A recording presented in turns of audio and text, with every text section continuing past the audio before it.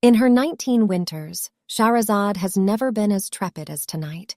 She looks beautiful, like the moon, destined to die with the first glance of morning. Her obsidian-spun hair has been brushed to perfection, detangled and perfumed with rose-scented water, the silks heavy against her dusky skin. It seems peculiar to her that the king details presentation for someone he wishes to slaughter. Perhaps it is his manipulative lure, beckoning women with riches, only to have their blood staining his plush Persian rugs. He sits on a throne of blood and bones, after all. The maid-in-waiting ushers her towards the mahogany doors that hold her fate, the room of nightmares wherein exactly 1,000 daughters fell with dawn. Sharazad braces herself for the monster that awaits, the glittery sash that settles on her hips, suddenly constricting. She looks beautiful, but she wants to be deadly. Fluttering her lashes, her hands clasp the intricately fashioned golden handles, breathing dipping as she pushes the doors open. The scent of hyacinths hits her nostrils first, followed by a strong gust of cold wind billowing the satin curtains. His back is towards her, and she fleetingly considers stabbing him with the dagger nestled within the folds of her robes. No, she persuades her conscience rationally, analyzing his broad shoulders. He could slit her throat before her fingers dare to grasp the hilt. "Malika!" His voice slices the air, baritone richly graveled in dirt and wrapped in velvet. He turns with a light swish of his robes against the marble floor, and Sharazad looks at the man who has plunged the kingdom in terror. She notices his eyes first, like Arabian sands, timeless, festooned in depth. Even under the pale moonlight, beautiful as his eyes are, they are cruel. Sharazad glimpses the ruthless king brimming under the facade of superficial features. It is noticeable in the long, purposeful strides he takes, the tight fingers digging into her forearm. "I asked you a question." "Khalifa," she says carefully, "I apologize, but there was no need to answer something so explicitly obvious." He battles her unperturbed glare, a sadistic smile curving his lips. Leaning forward, his forehead brushes the waterfall of curls cascading down her spine. He whispers, "You are begging for a death sentence, Sharazad." "I was made aware of that since the massacre of 1,000 girls," she answers, tilting her head, abruptly caged in an odd angle of proximity. The king's predatorial gaze sharpens. He steps behind, assessing her in a context he had shadowed before. He could strike her any moment, cut her tongue for the heated impudence, and ensure that her promise to Baba would perish to dust. Sharazad does not want to die.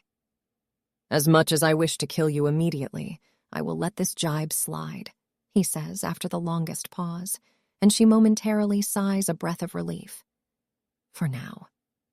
He steps towards the sprawling lounge, sinking into the plush cushions lining the low bedding, and beckons her with a finger when she stands rooted. His looming figure is akin to a cavernous being, broad shoulders cutting into a tanned, leanly muscled frame. For a second, Sharazad stutters, wondering if ending him is worth risking her life. Her feet move towards him slowly, soft on the embroidered rugs. She sits across the king, reluctance rattling her bones, maintaining a small distance between them. "Are you afraid of me, love?" he asks, grinning maddeningly. Her heartbeats scream otherwise, but her lips part in a swift lie. There is no room for weakness. "No, sir." She does not want to die. "You may address me as Sharyar for the night," the king says, stressing on the repercussions of destiny with a diabolical gleam in his eyes. She looks away, lacing her fingers tightly, counting the waning of the moon. Her demise is merely a few hours away, following the crescent hanging from the sky, melting into the deep blush of dawn. "What made an attractive woman such as yourself barter her life?" Sharyar asks, heavily ringed fingers skimming the cusp of his wineglass. "I would like to know." Sharazad stares at the high ceiling. Even the palace room feels drowned in colors that highlight coldness, accommodating the king's cruelty. When she does not respond, his features distort into a shade of livid, grasping her wrist. "What do you want, Sharazad? Riches? Harbor hopes of becoming queen? I know your kind. That's all you women ever want." She does not want to die. Not tonight. She will live this sunrise. I have a story, she breathes abruptly, words wafting in the space between them. He laughs. It is unlike any sound she has heard before, the backbone of the noise almost animalistic.